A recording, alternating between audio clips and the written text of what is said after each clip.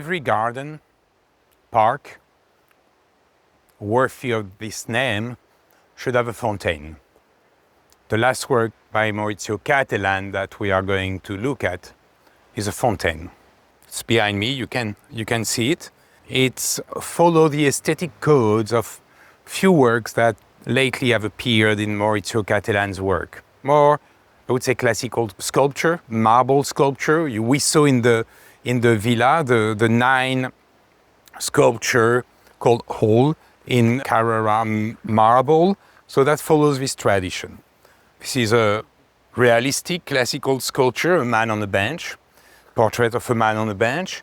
Actually, it's positioned here in the Rose Garden in dialogue with another classical, though modern sculpture by Mayol, which is in the corner there. So an odalisque by Mayol is in the garden, a naked odalisque. And here we have a reclining figure, also in the tradition of modernist sculpture, could be like reclining figure by, I don't know, Henry Moore. It's realistic. It's a portrait of a man. The story of this work started with Maurizio thinking of the portrait of a homeless person on a bench, sleeping on a bench and protecting his face. The face is actually a very specific face. What started as a portrait of a homeless person evolved to be the portrait of someone, Lucio, who was very close to Maurizio Cattelan. Lucio is a person who, from the very beginning of Maurizio's career, worked with him, managed the studio, managed production, someone who has been next to Maurizio for the last 30 years. This person passed away last year, so when Maurizio was working on this work in 2024, the portrait of Lucio became the face of this sculpture. It's quite moving because now the sons of Lucio are also the persons who are running Maurizio's studio. So this is a sculpture of empathy. This is a tribute, this is a monument to someone who has been very close to Maurizio Cattelan. And it's a dimension of Maurizio's work that over the last few years came to the surface, maybe more than in the past. Maybe the humorous distanciation that Maurizio Cattelan was applying to his work seems to be changing a little bit. Maybe it's an effect of age, of aging, or also seeing the world change around us. It's a tribute, it's a moving image, moving sculpture of a friend, but it's not only that, of course. Because if it was only that, that wouldn't be Maurizio Cattelan. There is a twist, there is an edge. If you look carefully to this work, one hand is hiding the face, the other hand is holding the man's penis.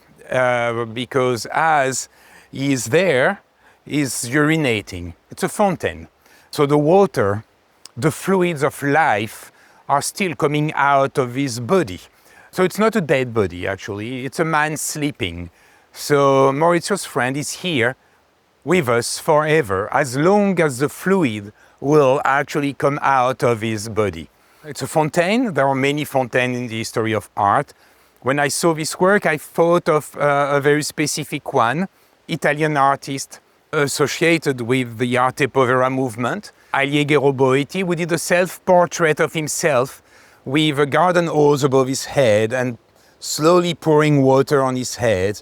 And it was a moving sculpture because Alighiero Boetti made this sculpture as he realized that he had a brain tumor. And Boetti's brain tumor would actually claim his life.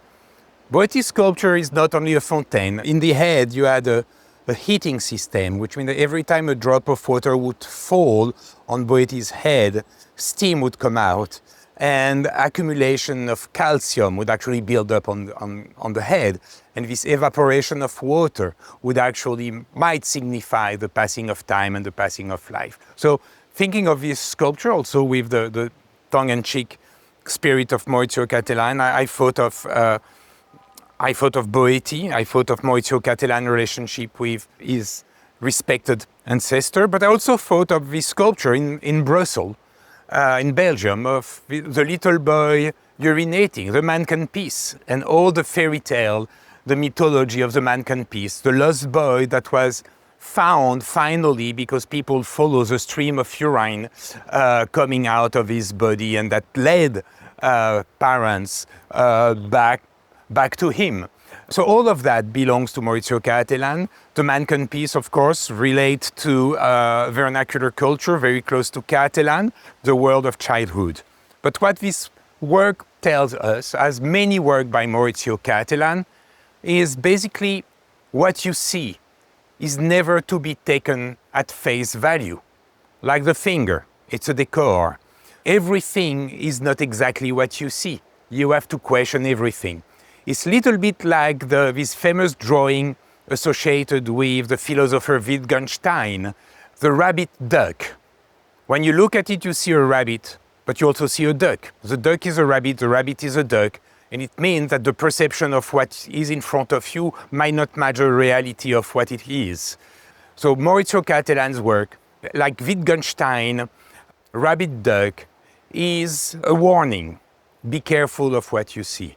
If you be careful of what you see, of what you look at, everything's going to be okay. Everything's going to be okay. To come full circle with the title of the exhibition, Sussurro, the whisper of history, the whispers of history that run through this exhibition.